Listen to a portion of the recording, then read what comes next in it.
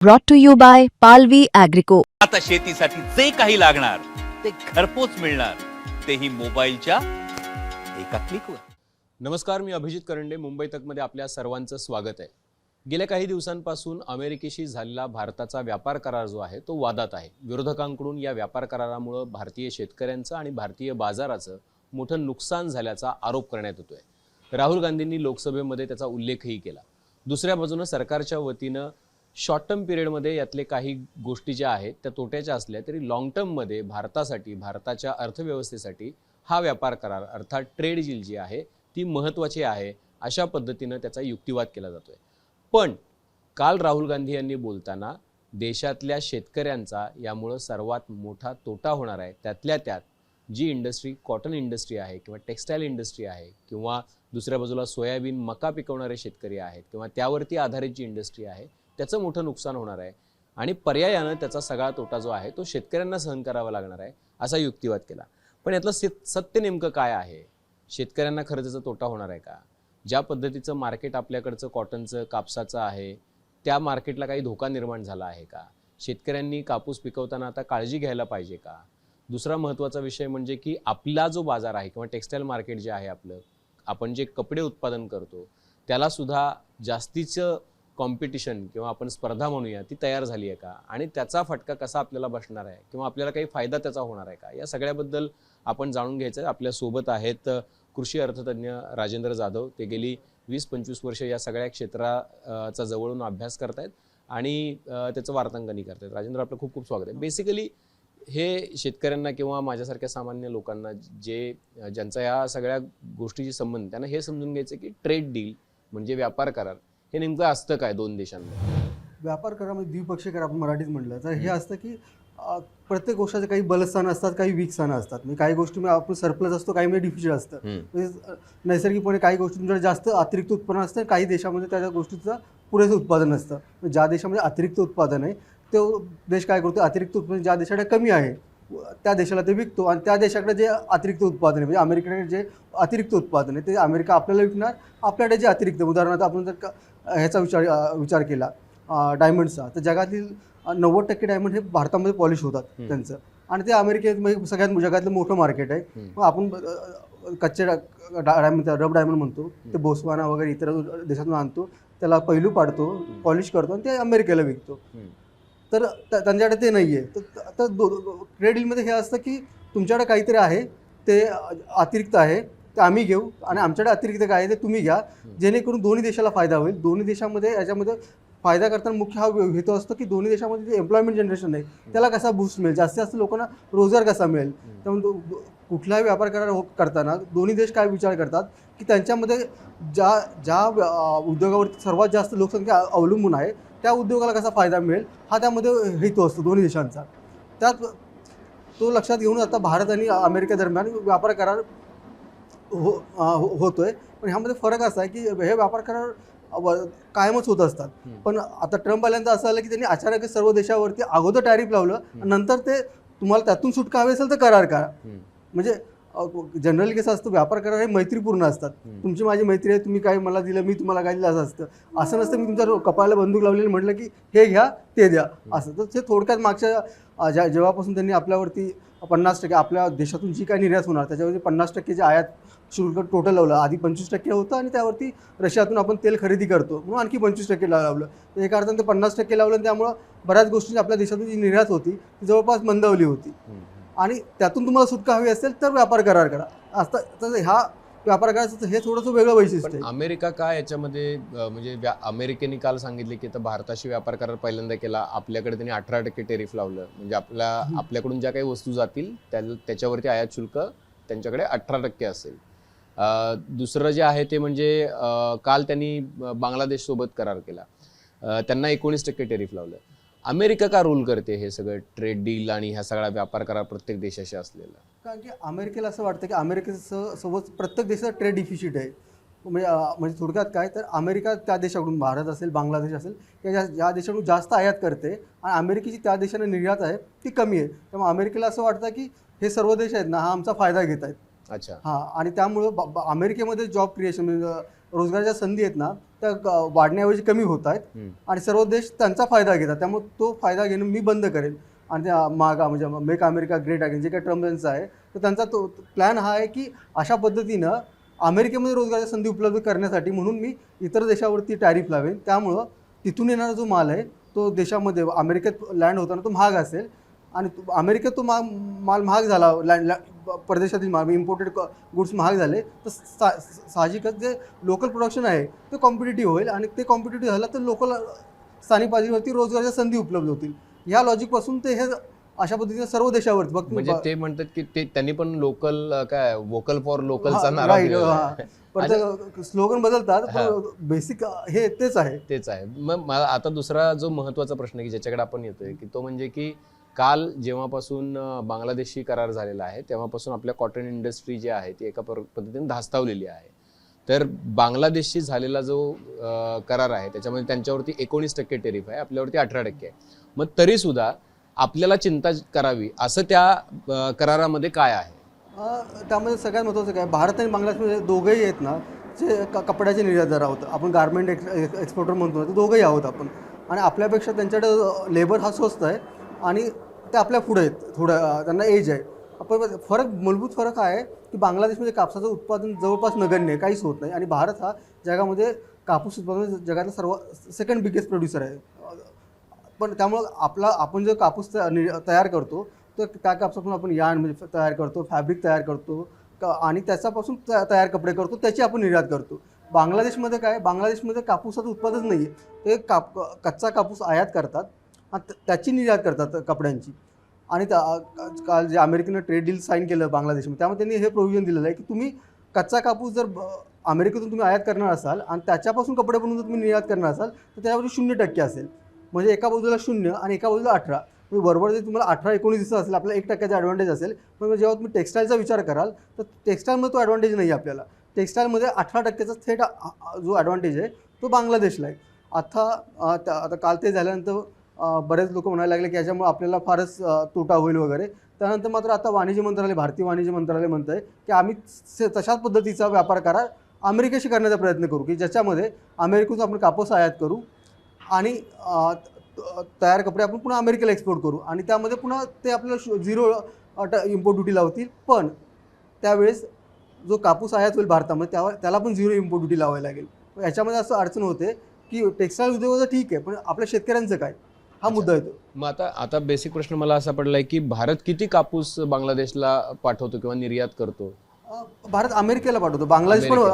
बांगलादेश पण याच्यापूर्वी ना भारताकडून अनेकदा असं व्हायचं की 40 लाख 50 लाख गाठी दरवर्षी बांगलादेश आयात करायचं.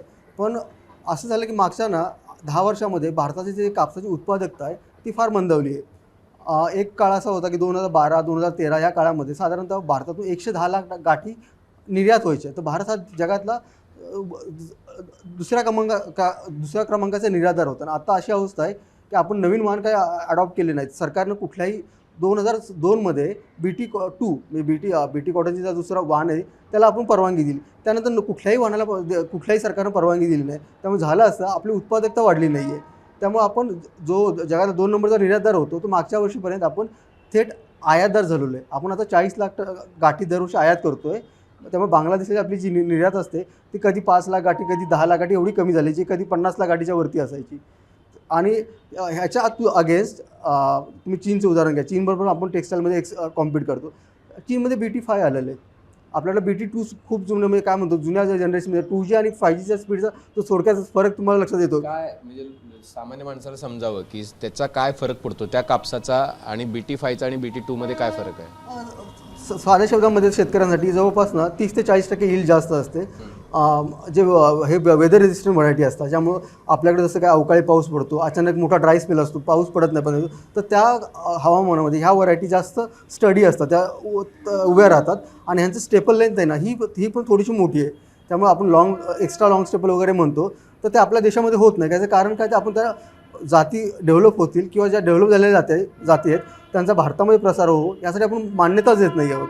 त्यामुळे काय बोला माफ करा पण मग आता असं आहे की जर या सगळ्या ह्याच्यामध्ये जर शेतकरी भारतातला फसला असेल आपल्याकडचं जे उत्पादन आहे कापसाचं जरी मंदावलं असेल तरी सुद्धा मोठ्या प्रमाणामध्ये तसं सेकंड बिगेस्ट म्हणजे आपल्याकडे किती उत्पादन होत असेल तरी? साधारणतः 300 लाख गाठीचं उत्पादन होतं. 300 लाख गाठींचं उत्पादन जर होत असेल तर मग आता हे एक मोठं संकट आहे. मला असं वाटतं की का तसं नाहीये, तसं त्याच्याकडे बघता येणार नाही. नाही, संकट आहे ना, कारण की आपल्याला 300 लाख गाठीचं उत्पादन होतं ना, ते काय पूर्ण आपण कन्झ्युम करू शकतो. म्हणजे स्थानिक बाजारपेठेमध्ये तेवढी मागणी नाही आहे.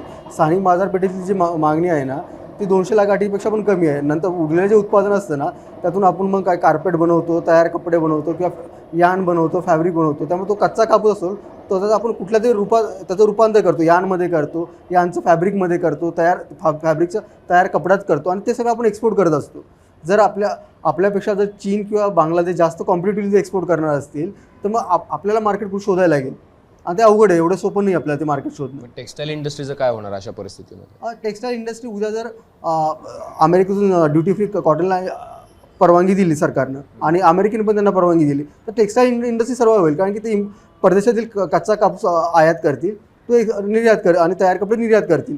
पण ह्याच्यामध्ये अडचण होती ती शेतकऱ्यांची. शेतकरी जो उत्पादित करणारा तो कापूस आहे तो शेतकरी कुणाला विकणार? जो आत्तापर्यंत देशातील सूतगिरण्यांना तो कापूस विकायचे आणि त्यातून ते निर्यात व्हायची, पण ते काय करणार मग आता त्याच्यावरती काय तुम्हाला आता या क्षणाला काही त्याच्यावरती उत्तर दिसत नाहीये? सरकारच्या हातामध्ये. सरकारला शेवटी काय ट्रेड डील्स केंद्र सरकार करत असतं. केंद्र सरकारला वाटलं की आपल्या शेतकऱ्यांना प्रोटेक्ट करायचं तर खूप पर्याय असतात. सगळ्यात पहिला पर्याय हा आहे की आपण 20 वर्ष झालं कुठल्याही नवीन तंत्रज्ञानाला परवानगी दिली नाही. BT3ला पण नाही, BT4ला पण नाही. नंतर ST-BTच्या व्हरायटी झाल्या त्या आता काही ठिकाणी जवळपास मागचे 7-8 वर्ष झालं इलिगली शेतकरी लावतात. एन्व्हायरमेंट ॲक्ट सांगतो तर तो इलिगल असं कुठल्या शेतकऱ्याने जर लावलं तर सरकारला तो अधिकार असतो की जो अख्खाच्या अख्खा प्लॉट आहे तो उखडून टाकायचा अधिकार असतो. तरी पण महाराष्ट्रामध्ये लाखो हेक्टरवरती, महाराष्ट्र, गुजरात आणि आंध्रमध्ये लाखो हेक्टरवरती ST-BTची लागवड होते. का तर आपण नवीन व्हरायटीला परवानगी देत नाही. त्यामुळे आपल्याला जर भारतीय शेतकऱ्यांनी अमेरिकन शेतकऱ्याशी कॉम्पीट करायचा इच्छा असेल आणि BT कॉटन हा ऑलरेडी आपण BT कॉटनला परवानगी जनुकीय बदल केलेल्या कापसाच्या वाणाला परवानगी दिलीच आहे. पण त्याचे नवीन जे वाण आहेत त्याला परवानगी तातडीने देण्याची गरज आहे. ह्यात असं झालं की आधी मॉन्सॅन्टो होती त्यानंतर त्यानं बाहेरनं विकत घेतली तर सिंजंटा, मॉन्सॅन्टो अशा कंपन्यांनी जे काही नवीन वाहन तयार केलेले आहेत त्यांना आपण मान्यताच देत नाही. त्यामुळे ह्या कंपन्यांशी बोलून लवकरात लवकर आपण आपल्या शेतकऱ्यांची उत्पादकता कशी वाढवू आणि ते कसे कॉम्पिटिटिव्ह करू शकतील परदेशातील शेतकऱ्यांशी यासाठी प्रयत्न करायची गरज आहे. आता 2 गोष्टी जर मला लक्षात आल्या की एक तर म्हणजे आपला कापूस जो आहे त्याची मागणी घटेल. बरोबर. दुसरी महत्त्वाची गोष्ट जी आहे ती बांगलादेश जे कपडे तयार करेल, जो कापूस ते आयात करतील, बेसिकच कापूस ते सगळीकडून आयात करतात, त्यांचं आयातीवरतीच आहे. त्यामुळे त्यांना काहीच प्रॉब्लेम नाही की फरक पडत नाही. ते अमेरिकेकडून 100% पण आयात करून 100% ड्युटी फ्री करू शकतात. ते हो, त्यांना ऑस्ट्रेलिया, ब्राझील, भारत आणि आफ्रिकन देशाकडून ते विकत घेत होते. आता अमेरिकेकडून विकत घेत होते. अमेरिका सगळ्यात मोठं मार्केट आहे. ते सर्वात जास्त ब्राझीलमधून कमी करतील, भारतातून कमी, अमेरिकेतून जास्त घेतील आणि अमेरिकेला विकतील कारण अमेरिकेला त्यांना सर्वात जास्त कपडे विकायचे आहेत. मग याच्यामध्ये अजून एक मुद्दा आहे की मग आता आपल्या शेतकऱ्यांनी, कापूस उत्पादन करणाऱ्या शेतकऱ्यांनी काय काळजी घ्यायची आता येणारा जो काही सीझन आहे? कापूस उत्पादक शेतकरी काळजी काय घेऊ शकतो? ते बाजारपेठ त्यांच्या कधीच हातात नसते. म्हणजे कापूस उत्पादक नाही कुठल्याही शेतकरी म्हणजे थोडक्यात त्यांनी लावायचं का नाही याच्यापासून सुरुवात होईल ना यावर्षी. बरोबर, पण बऱ्याच शेतकऱ्यांना दुसरा पर्याय नसतो ना, त्यामुळे ते लावणार. पण आता हे सरकारवरती की सरकार कुठल्या पद्धतीनं कुठले इन्सेंटिव्ह देत होतं. जसं की ह्याच्यापूर्वी जेव्हा साखर उद्योग अडचणीमध्ये होता तेव्हा साखरेची निर्यात द्यायला प्रति टन अनुदान द्यायचं. तसं तुम्ही केंद्र सरकार कच्च्या कापसाची निर्यातीसाठी अनुदान देऊ शकतं. जर तयार कपडे आहेत त्यांच्या निर्यात व्हावी यासाठी अनुदान देऊ शकतो. ड्युटी ड्रॉबॅक नावाने स्कीम असते तसं अनुदान देऊ शकतो. आणि त्याहीपेक्षा महत्त्वाचं म्हणजे तुम्हाला म्हटलं असतं की नवीन वाण परदेशी भारतीय शेतकऱ्यांपर्यंत कसे पोहोचतील यासाठी प्रयत्न करायची गरज आहे. ते झालं तर काय होईल, आपली जी उत्पादकता जी घटते ती परदेशी वाढेल आणि ती उत्पादकता वाढली तर दोन्ही शेतकऱ्यांना उत्पन्न कसं मिळतं. एक 10 क्विंटल कापूस झाला त्याला काय 6,000, 7,000, 8,000 दर मिळणार. त्या 10च्या ऐवजी त्याला 14 क्विंटल कापूस झाला तर लगेच ते 40% उत्पन्न तसं वाढलं जातं. जर आपण असं थोडं मेजर करायचं झालं तर कापसावरती किंवा कापूस उत्पादक शेतकऱ्यावरती आणि टेक्स्टाईल या 2 गोष्टी जर आपण एकत्रित पकडल्या तर किती मोठं अर्थकारण आहे याच्यामध्ये? किती 50 बिलियनपेक्षा जास्त असलेलं एक्झॅक्ट पाहावं लागेल. कारण की हा सगळ्यात मोठा सेक्टर आहे एम्प्लॉयमेंट जनरेशनमध्ये. टेक्स्टाईल हा सगळ्यात मोठा देशामध्ये सेक्टर आहे. सगळ्यात मोठा सेक्टर हा टेक्स्टाईल आहे. टेक्स्टाईल आणि अपॅरल आपण जेव्हा म्हणतो तो सगळ्यात मोठा सेक्टर आहे. म्हणजे एक तर कपडे बनवणं आणि हो, कपडे म्हणजे पूर्ण म्हणजे तो कापूस वेचणीपासून त्याचा यान तयार करणं, ते फॅब्रिक तयार करणं, त्यापासून कपडे तयार करणं हा सगळ्यात मोठा एम्प्लॉयमेंट जनरेटर आहे. म्हणजे देशामध्ये सगळ्यात सर्वात जास्त जास्त एम्प्लॉयमेंट या एका क्षेत्रात एका क्षेत्रातून होते. एवढी आणि कुठलं त्यामुळे जास्त चिंतेची बाब. त्यामुळे जास्त चिंतेचे आणि दोन्ही बाजून फक्त एम्प्लॉयमेंट होते म्हणून नाही, तेवढे शेतकरी पण डिपेंड आहेत. महाराष्ट्रामध्ये मराठवाडा असेल, विदर्भ, गुजरात, आंध्र, तेलंगणा, इव्हन पंजाबमध्ये पण, हरियाणामध्ये पण कापसाचं उत्पादन होतं. महाराष्ट्रात किती कापूस पिकतो? महाराष्ट्रामध्ये साधारणतः महाराष्ट्राचा वाटा हा देशाच्या उत्पादनामध्ये साधारणतः 25 ते 27% वाटा असतो. 27%? हा, मोठा वाटा आहे. म्हणजे 1/4 वाटा एकट्या महाराष्ट्राचा असतो. त्याच्यामुळे सर्वात जास्त जास्त त्याच्यावर. कधी महाराष्ट्र मागच्या वर्षी तर महाराष्ट्राने गुजरातला मागे टाकून आपल्याला 30% वरती वाटा गेलेला. आपण देशात सगळ्यात मोठे उत्पादक झालो होतो आणि एरियामध्ये सगळ्यात जास्त पहिल्यापासून आपण आहोत. एरिया जास्त असतो आपला, पण उत्पादनामध्ये गुजरात पुढे असतं. कारण किती हेक्टर वरती लागवड असते? साधारणतः 40 लाख हेक्टरच्या वरती जातील आणि आपलं 300 ते 400 लाख गाठी आपण उत्पादन करतो. 300 लाख गाठी आपलं उत्पादन होतं. अच्छा, आता दुसरा मुद्दा जो कालच्या सगळ्या डिबेट पासून सुरू झालेला आहे कालपासून, तो आहे सोयाबीनचा. आणि बघतोय आपण की गेल्या आठवड्याभरापासून सोयाबीनचं जे मार्केट आहे ते खाली खाली येत चाललंय. त्याचा ग्राफ पण मगाशी आपण बघितलं तर तो दर जे आहे त्याचे खाली येत आहेत. आता आधीच सोयाबीन जे 6,000 रुपये काय क्विंटल होतं 2014ला, तेच गेल्या काही काळापर्यंत त्याची MSP जवळपास 48 रुपयापर्यंत आली होती. आणि बाजारात विकायला गेल्यानंतर 3800-3200, म्हणजे त्याचा प्रतवारी जशी असेल त्या सोयाबीनची क्वालिटी त्याच्यावरती ते डिपेंड होऊन जाते.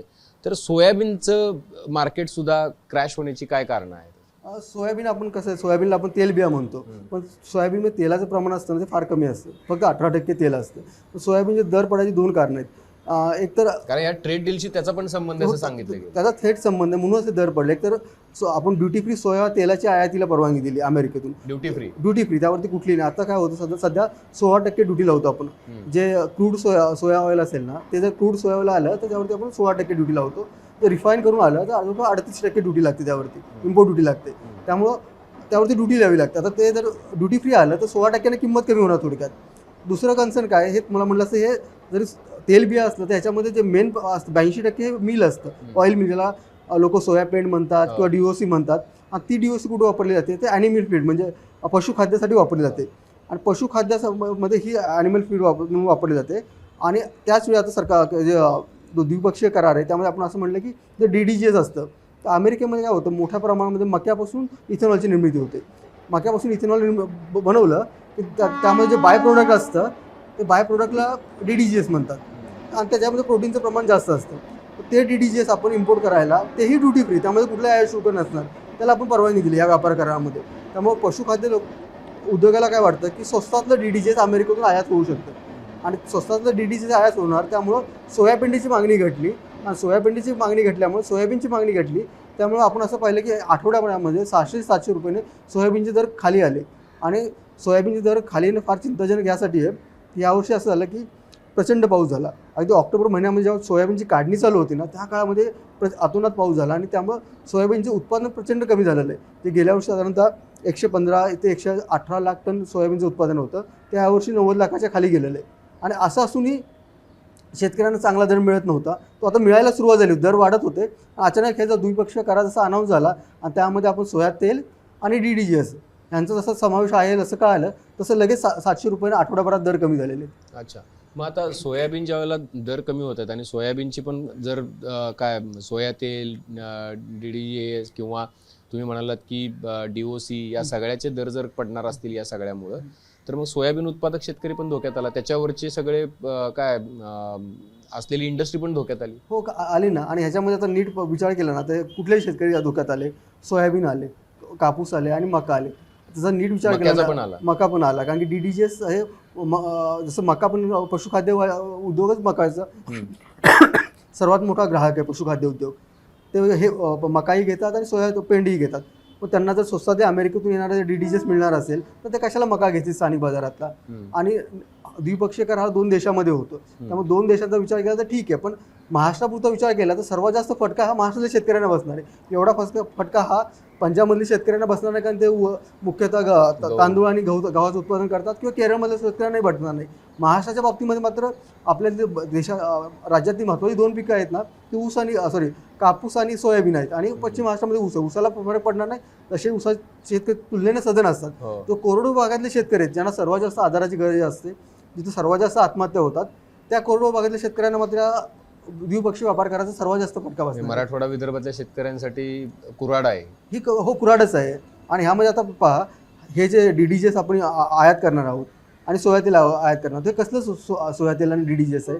तर अमेरिकेमध्ये GM मका म्हणजे जनुकीय बदल तयार करून जे गेलेल्या ज्या जाती आहेत ते सोयाबीनच्या पण आणि मक्याच्या पण ह्यांचा फक्त वापर होतो. भारतातील शेतकऱ्यांना GM मका आणि GM सोयाबीन लावायला परवानगी नाही आहे. अच्छा, हा, आपण कॉम्पीट पण करू शकतो. आपण त्यामुळे उत्पादकतेमध्ये आपण कॉम्पीट करू शकत नाही. अमेरिकेमध्ये परवानगी आहे. त्या सोयाबीनपासून जे तेल बनवलं जातं सोया तेल, ते आपण वर्षानुवर्ष आयात करतो, ते चालतं आपल्याला. आता त्या मक्यापासून जे DDGS बनवण्यात येणार ना, ते आपण आयात करणार, त्याला परवानगी आहे. पण भारतीय शेतकऱ्यांना मका, GM मका आणि GM सोयाबीन लावायला मात्र परवानगी नाही. म्हणजे त्यांनी DDGS आयात करायचं, ते पशुखाद्य इकडे तिकडे हो, हो. वापरायचं, सगळं सगळं चालतं, ते त्याच्यापासून सर्व दूध येणार ते सगळं सगळं चालणार ते. पण ते सोयाबीन जनुकीय बदल केलेलं वाण जे आहे ते लावायला परवानगी नाही, आपल्या शेतकऱ्यांना परवानगी नाही आहे. आणि तुम्ही कॉम्पिट कसं करायचं तुम्ही ठरवा. आता मला हा प्रश्न पडला की बघा, सोयाबीनचा जो एकूण क्वांटम आहे तो देशामध्ये पण मोठा आहे आणि महाराष्ट्रामध्ये तर अधिक मोठा आहे. तर महाराष्ट्रामधला त्याचा जो बिझनेस असेल किंवा त्याचं जे अर्थकारण असेल ते किती आहे आणि देशाच्या तुलनेमध्ये ते किती आहे? आपण ह्यावर्षी सोयाबीनमध्ये पण मुख्यतः सोयाबीन ना महाराष्ट्र, मध्य प्रदेश, राजस्थान आणि काही भाग जो कर्नाटक आणि तेलंगणाचा काही भाग ह्यामुळे होतं. पण महाराष्ट्र आणि मध्य प्रदेश या दोघांचा वाटा जवळपास 70% वरती असतो. फक्त महाराष्ट्राचा विचार केला तर जवळपास एक 35 ते 40 लाख टन महाराष्ट्रामध्ये उत्पादन होतं. जवळपास म्हणजे 40 ते 50% आपण जातो उत्पादन देशाच्या एकूण उत्पादनामध्ये. त्यामुळे सर्वात जास्त मोठे उत्पादक आपणच आहोत. 40 लाख टनाच्या आसपास आपलं उत्पादन जे होतं ते. आणि सर्वात मोठा फटका त्यामुळे साहजिक आपल्यालाच बसणार आहे की आपण सर्वात मोठे उत्पादक आहोत. आणि त्याच्या भोवती सर अर्थकारणामध्ये सगळे जे काय ऑइल मिल असतात, शेतकरी असतात, हे सगळे त्यामध्ये गुंतलेले आहेत.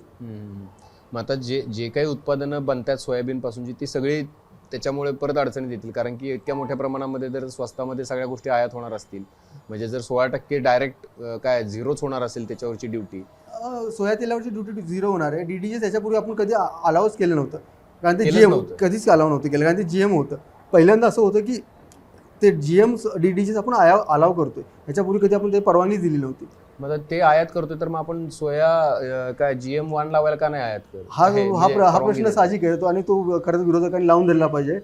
आणि आता कसं आहे, आता केंद्र सरकार वाणिज्य मंत्री म्हणतात की नाही आम्ही सुरुवातीला थोडी क्वांटिटी सांगू, क्वांटिटी किती ते सांगत नाही. ते म्हणजे 5 लाख देणार, 10 लाख देणार. पण आपण जर शेतमालाच्या आयातीचा इतिहास पाहिला तर तो फारसा चांगला नाही आहे. 90-91च्या काळामध्ये ना आपल्याला खाद्यतेलामध्ये दर वाढत होते. आपण म्हणलं की थोडं आयात करू, आणि आपण आयात शुल्क कमी केलं, आयातीला थोडं प्रोत्साहन दिलं. 2-3 लाख टन आयात होत होती. आत्ता जी आयात आहे ना ती जे 92-93 मध्ये 2-3 लाख होती, ती आता 160 लाख टन झाली. मागच्या वर्षी आपण त्या आयातीसाठी ना 1,65,000 कोटी रुपये खर्च केले फक्त खाद्यतेलाच्या आयातीसाठी. आपण डाळींच्या आयातीसाठी मागच्या वर्षी जवळपास 46,000 कोटी रुपये खर्च केले. त्यामुळं सुरुवातीला असं वाटतं की थोडीशी आयात येते, एवढं काय होतं. पण बऱ्याचदा असं होतं की याच्या, आणि हा अमेरिकेचा करार आहे, हा असा वैशिष्ट्यपूर्ण करार आहे की पहिल्यांदा आपण कृषी क्षेत्राचे आयाती जर मोकळं केले. याच्यापूर्वीचे जे द्विपक्षीय करार होते ना कुठल्याही देशासोबत, आपण काय सांगायचो, डेअरी आणि ॲग्रिकल्चर ह्या 2 गोष्टी आहेत ना या बाजूला ठेवा आणि नंतर करार करा, बाकी क्षेत्रामध्ये आम्ही करू आणि ह्या गोष्टीमध्ये आम्ही आमच्या शेतकऱ्यांना प्रोटेक्ट करणार. पहिल्यांदा असं झालं की अमेरिकेच्या दबावापुढे आपण कृषी क्षेत्र खुलं केलेलं आहे. आणि ह्याच्यापूर्वीचा जो आपला तुम्हाला म्हणलं असतं तो कुठलंही क्षेत्र कृषी क्षेत्रातला आयात खुला करण्याचा अनुभव फारसा चांगला नाही आहे. ते आयात वाढत एवढी जाते, म्हणजे आता अशी अवस्था आहे की उदाहरणार्थ खाद्यतेलाच्या बाबतीमध्ये 1/3 म्हणजे 65% जे आपलं स्थानिक कन्झम्पशन आहे, गरज आहे ना, ते आपण आयातीतून पूर्ण करतो. फक्त 35% लोकल आहे. मला एक गोष्ट जाणून घ्यायची की ज्या कृषी क्षेत्र ज्याला आपण आयातीसाठी खुलं केलेलं आहे किंवा त्यांच्यासाठी बाजारपेठ आपली खुली केलेली आहे, सगळ्यात मोठी बाजारपेठ मला वाटतं चीन नंतर जगातली आपली आहे. तर त्याच्यामध्ये काय काय येतं कृषी क्षेत्रामध्ये, काय काय आपल्याकडं अमेरिकेतून येऊ शकतं? मी असं वाचलं, कारण आम्ही काही त्याचे तज्ज्ञ नाही, आम्ही असं ऐकलं की अवजार असतील, साधनं असतील, अगदी काय कच्चा माल असेल, बियाणं, म्हणजे बाकी सगळ्याच गोष्टी त्याच्यामुळे खुल्या होतील. आणि मग इकडचं जे आपण ज्याच्यासाठी आपण काय लोकलसाठी जे आपण वोकल हा जो नारा दिला होता तो कमजोर होईल आणि आपलं बेसिकच जे आहे म्हणजे बेसिक वरतीच कुऱ्हाड पडेल सगळ्यात मोठी. आता ह्याच्यामध्ये अडचण अशी आहे की ते फायनल फ्रेमवर्क काय येईल ना ते माहीत नाही. ते दर 2 दिवसाला बदलते. 8 दिवसापूर्वी जेव्हा पहिला ड्राफ्ट आला व्हाईट हाऊसकडून त्याच्यामध्ये पल्सेसचं इन्क्लूड नव्हतं. त्यामुळे पण मात्र असं लिहिलं होतं, म्हणजे हे लिहिलं DDGS लिहिलं होतं, सोया तेल अँड अदर ॲग्रिकल्चर प्रोडक्ट. आता ते प्रोडक्ट्स कुठले ते स्पेसिफाय नव्हते केलं. त्यानंतर अचानक 3 दिवसापूर्वी त्यांनी त्यामध्ये पल्सेस ॲड केलं. त्यानंतर लोक ओळखायला लागले, अरे कडधान्य म्हणजे डाळी कसं काय तुम्ही करता. मग ओरड झाली. मग काल जे आलं त्यामुळे त्यांनी पल्सेस काढून टाकलं. त्यामुळे जोपर्यंत फायनल फ्रेमवर्क येत नाही तोपर्यंत आपल्याला सांगणं अवघड आहे. पण आता जे काय त्यांनी आतापर्यंत जे अनाऊन्स केलं त्याच्यामध्ये आपल्या आल्मंड्स किंवा वॉलनट, बदाम आणि हे अक्रोड हे मोठ्या प्रमाणामध्ये आपण आयात करतो. आता अशी अवस्था झाली की आपण जवळपास 90% जे देशातलं बदामाचं कन्झम्पशन आहे, जे मागणी आहे, ती आपण अमेरिकेतून कॅलिफोर्निया राज्यातून सगळं बदाम आयात करतो आणि 90% मागणी पूर्ण करतो. सफरचंदाचा मोठ्या प्रमाणामध्ये त्यामध्ये इन्क्लूड आहे. त्यालाही आपण ड्युटी फ्री परवानगी दिलेली आहे. त्यामुळं आपले जम्मू काश्मीर, हिमाचल किंवा थोडे उत्तराखंडमधले जे काही शेतकरी आहेत ते अडचणी देऊ शकतात. अर्थात त्यामध्ये त्यांनी असं केलेलं आहे की पूर्ण जसं की DDGS किंवा सोया त्याचं ड्युटी फ्री केलेलं आहे तसं नाही केलं की त्यांनी मिनिमम इम्पोर्ट प्राईस ठेवलेली आहे आणि त्याच्यावरती त्यांनी शुल्क लावलेलं आहे. त्यामुळे पूर्ण मोकळं केलं नाही. पण ह्या सगळ्या गोष्टी येत आहेत की अक्रोड येणार, मोठ्या प्रमाणात बदाम येणार, काही ड्युटी फ्री केलेले आहेत आणि सफरचंद किंवा इतर गोष्टी आहेत ना त्याही येणार. पण कुठल्या वस्तू किती प्रमाणामध्ये येणार, त्याचा किती इम्पॅक्ट होणार, तर जोपर्यंत फायनल ड्राफ्ट जो पब्लिश होत नाही दोन्ही बाजूचा आणि जोपर्यंत त्यामध्ये मेन्शन होत नाही की ह्या HS कोड हे प्रोडक्ट आणि ह्याच्यावरती एवढं आयात शुल्क असेल तोपर्यंत सांगणं अवघड आणि किती असेल. कारण बऱ्याचदा कसं असतं आयात करण्यामध्ये 2 गोष्टी असतात की बऱ्याच असं होतं की पहिल्या वर्षी एवढी क्वांटिटी अलाव करतो, पुढल्या वर्षी आणि त्यावरती एवढी ड्युटी असेल आणि इव्हेंच्युअली ती ड्युटी ना कमी कमी होत जाते आणि क्वांटिटी वाढत जाते. त्यामुळे ते जेव्हा पब्लिश होईल तेव्हा आपल्याला कळेल की नक्की ह्याच्यावर पण पूर्ण करार जो आहे तो आपलंही सरकार तो उघड करत नाही आणि पण तो नीटसा दिला जात नाही. असं बऱ्याच असं वाटतं की दोन्ही बाजूने चाचपणी होते की असं केलं तर स्थानिक म्हणजे बाजारपेठेतून लोकांची प्रतिक्रिया काय येत आहेत, काय बाजारावरती परिणाम झाला. आता आपण पाहतोच आहे ना, जर 8 दिवसामध्ये जर सोयाबीनचे दर 10 ते 11% पडले, कापसाचे दर बघाल तुम्ही तर 3% पडले आणि मक्याचे दर 4% पडले. मक्याचे दर आत्ता साधारणतः 2400 रुपये हा किमान आधारभूत किंमत आहे आणि मक्याला आत्ता मिळतं 1800 रुपये. त्यामुळे काय परिणाम झाला आहे तुमच्या समोरच आहे. आता शेवटाकडे जातोय आपण तर त्यावेळेला की सगळ्यात मोठी जी ओरड झाली ती झाली की क्रूड ऑइल, जरी तो आपला विषय नसला तरी पण क्रूड ऑइल आपण रशियाकडून घेत होतो. आता ते म्हणतात व्हेनेझुएलाकडून घ्या. असं डिक्टेट केलं जाऊ शकतं एखाद्या देशाकडून की तुम्ही काय हे आता हे म्हणजे असं झालं की मला समजा एखाद्या दुकानातून X दुकानातून माल घ्यायचा आहे, मला कोणतरी त्याने सांगते की तू X मधून नाही घ्यायचा, तो Y मधून घ्यायचा. तर हे अशा पद्धतीनं टर्म्स कधी याच्या आधी डिक्टेट होतात झाल्या बघितल्या होत्या ट्रेड डील्समध्ये नव्हत्या. फक्त अमेरिका हे वारंवार करते आपल्या बाबतीमध्ये आणि अतिशय वाईट. म्हणजे आता फक्त रशियाचा विषय आला. याच्यापूर्वी असं होतं की आपण इराण हा होता ना, इराण हा भारताचा 2nd बिगेस्ट सप्लायर होता सौदीनंतर. अगदी 6 वर्षापूर्वी इराण होता. नंतर अमेरिका म्हणाली नाही तुम्ही इराणकडून घ्यायचं नाही. इराणवरती अमेरिकेने सँक्शन टाकले. आपल्याला पर्याय नव्हता कारण की सगळा जो व्यवहार होतो डॉलर टर्ममध्ये होतो आणि ज्या एंटिटी आहेत आपल्या म्हणजे कुठल्या सरकारी तेल कंपन्या असतील, HPCL, IOCL वगैरे किंवा रिलायन्स असेल किंवा नायरा असेल, त्यांना नाईलाजाने मग काय करायला लागलं, दुसरा सप्लायर शोधायला लागला. मग आपण काय केलं, इराणच्या वेळी रशियाकडे गेलो, रशियाकडून घ्यायला लागलो. मधल्या काळामध्ये त्यांनी व्हेनेझुएलावरती सँक्शन, आपण व्हेनेझुएला बंद केलं, आपण इराण बंद केलं. आता ते म्हणतात आणि आपण रशियाकडून आयात वाढवली आणि जगामध्ये सर्वात जास्त आता जी इंधनाची मागणी आहे, कच्च्या तेलाची मागणी आहे ना, ती भारतात वाढते. चीननंतर आपण सगळ्यात 2nd बिगेस्ट हे आयातदार इम्पोर्टर आहोत आणि चीनपेक्षाही आपली जास्त मागणी होते. कारण चीनमध्ये इलेक्ट्रिक व्हेकल याच्यामुळे ना त्यांच्या मागणीमध्ये होणारी वाढ आहे ना ती कमी झालेली आहे. ह्यापूर्वी काय होतं 1970 किंवा 80च्या दशकामध्ये आपण पाहायचो की अमेरिका आखाती देशामध्ये वगैरे ढवळाढवळ करायचं राजकारणामध्ये. ते का करायचं तर त्या काळामध्ये अमेरिका हा नेट इम्पोर्टर होता क्रूड ऑइलचा. आता मागच्या 10 वर्षामध्ये शेल गॅसची जी काय बूम आली त्यामुळे आता अमेरिका हा LNG किंवा जे प्रोडक्ट आहेत ना म्हणजे नैसर्गिक वायू, खनिज तेल याचा एक्सपोर्टर झालेला आहे. आणि आता त्यांनी व्हेनेझुएलामध्ये ज्या पद्धतीने हे केलं तिथल्या ज्या स्थानिक तेल प्रोडक्शन आहे ते त्यांनी हातात घेतलेलं आहे आणि ते आता ते म्हणतात तुम्हाला हवं आहे ना तर व्हेनेझुएलाचं तेल आमच्या थ्रू घ्या, आमच्या कंपन्या ज्या असतील त्या तिथं एक्सप्लोरेशन करतील आणि ते घ्या तुम्ही. हे अशा पद्धतीनं आणि कुठल्याही देश असतो ना त्यासाठी खनिज तेल फार महत्त्वाचं असतं. त्यावरती अख्खी इकॉनॉमी रन होते आणि ते कुठून घ्यायचं, किती दरानं घ्यायचं, ते कुठला देश डिक्टेट करणार असेल तर ते फार अवघड आहे. भारतासाठी ही ट्रेड डील जी आहे ती एका प्रकारे काही सन्मानजनक राहिलेली नाही आहे. सन्मानजनक पहिल्यापासून होती. कारण तुम्हाला म्हटलं असं कसं द्विपक्षीय करार नेहमी मैत्रीपूर्ण असतो. असं उलटं नसतं की मी तुम्हाला बंदूक लावणार नंतर द्या, तो मग ती मैत्रीपूर्ण कशी झालं. ट्रम्प सारखा ज्यावेळेला प्रेसिडेंट होतो त्यावेळेला अशा पद्धतीने पण करणं जरा कठीण होतं. पण बघा असं आहे की आपल्याला राजेंद्र जाधव यांच्याकडून समजून घेत होतो आपण की आपल्यावरती काय परिणाम झाला आहे. कारण सर्वसामान्य व्यक्ती जो गावखेड्यामध्ये बसलाय, पाड्यामध्ये बसलाय, त्याला असं वाटतं की द्विपक्षीय करार किंवा ट्रेड डील झाली म्हणजे 2 देशांमध्ये काहीतरी झालं ज्याच्याशी आपला काही फार अर्थार्थी संबंध येत नाही.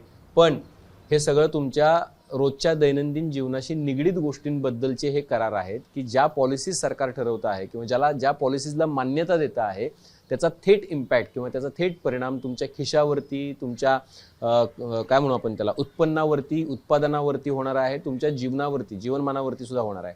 आता त्यामुळं कापूस उत्पादक शेतकरी जे हवालदिल झालेले दिसत आहेत किंवा ट्रेडर्स हवालदिल झालेले दिसत आहेत किंवा टेक्स्टाईल इंडस्ट्री थोडीशी वायबल झालेली दिसते, त्याच्यामुळे दिसते. किंवा सोयाबीनचं मार्केट जे आहे ते पडलेलं दिसतंय.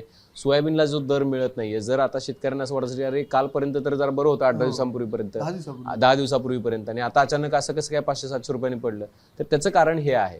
आणि जोपर्यंत सरकार ठामपणे मजबूतीनं उभं राहत नाही आणि काय सन्मानजनक करार करण्यासाठी आग्रही राहत नाही, त्यावेळेला कशी परिस्थिती उद्भवते ते आपण बघतोय. अर्थात देशाचं एकूण डायनॅमिक्स आणि जगाचं पण एकूण डायनॅमिक्स जे आहे ते गेल्या काही वर्षांमध्ये बदलत चाललेलं आहे. ट्रम्प हे प्रचंड ॲग्रेसिव्ह आहेत आणि आपण बऱ्याचदा बघितलं की ते ज्या पद्धतीनं मी स्वतः युद्ध थांबवलं हे जगभर त्यांनी किती वेळा स्वतः दवंडी कशी काय पिटली होती. आणि म्हणून ज्यावेळेला संयत नेतृत्व ज्याला म्हणतात, जसं की मनमोहन सिंग, बराक ओबामा वगैरे ही सगळी नेते मंडळी ज्या पद्धतीनं नेतृत्व करायची, तर त्याच्यामध्ये ग्रेस पण होती. तर ती ग्रेस हरवत चाललेलं आपल्याला बघायला मिळते. आणि म्हणून एक ती कविता तुम्हाला आठवत असेल की जंगल किसने जलाया ये सवाल नाही आहे, पागल के हात में माचिस किसने दी ये बताओ.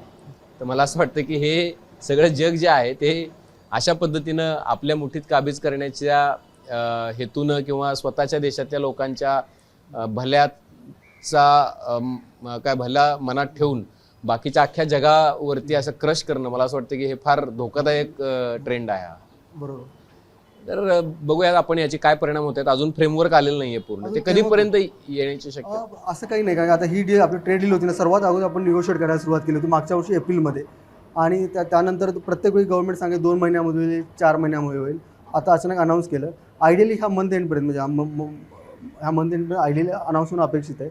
पण होईलच का माहीत नाही आहे, कारण की कालपर्यंत जे म्हणतो ते सांगत होते की आपण कमिट केलेलं आहे आता $500 बिलियन इम्पोर्ट करायचं.